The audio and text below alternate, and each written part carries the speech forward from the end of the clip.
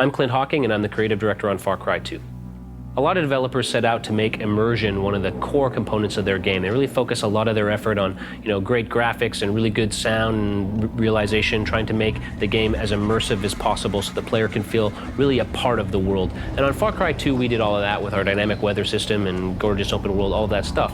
But what was more important for us was to immerse the player in the physicality of his avatar, to make him really feel like he is physically embodied in that world. So then he really feels the weather around him. He really feels the day and night cycle. He really feels like he's walking through these open savanna plains. He feels his physical presence in the world. Obviously, weapons are a really important part of Far Cry 2, and we really worked hard to make sure not only do we have sort of really punchy, firing and reload animations, but we also wanted to make sure that as the weapons degrade over time, you get to see the shaders become rustier and dirtier and muddier, and when the weapons jam and malfunction, you need to clear those jams, and you need to actually struggle with the weapon a little bit as it gets older. Eventually, you keep the weapon for too long, you keep using it even though it's worn out, it'll just blow up in your hands. So all of that's in service of really making the player feel a physical connection with the guns upon which his survival depends so heavily. Also, if you've got a 50 square kilometer open world, that means vehicles are really important, and we put the same amount of effort in making sure all of our vehicle animations were just as immersive and just as physical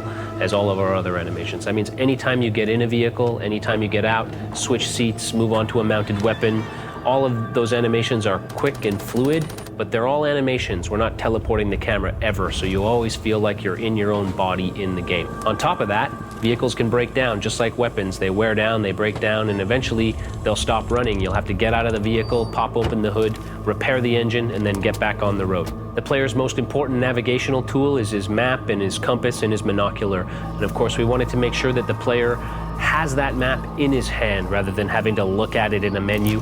That means that the player can check his position at any time, he can navigate the world, he can see where he needs to go, see where his objectives are in the world using a paper map that he holds in his physical hands in the game world. Healing is another important way that we create a visceral connection between the player and his avatar.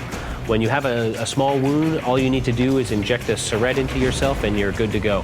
But when you get a critical wound, you need to stop and perform first aid on yourself, and that can mean anything from pulling a piece of shrapnel out of your arm to, relocating a dislocated wrist or elbow or shoulder or all three. Again, the idea is to give the player that visceral punch that gives him a powerful connection between his own body and the body of the avatar. And that's really what immersion is about in Far Cry 2. It's about forging that bond between the player and the avatar, and about creating that same bond between the avatar and the world so that the player really feels like they themselves are walking around in that 50 square kilometers of open African savanna, free to explore it however they choose.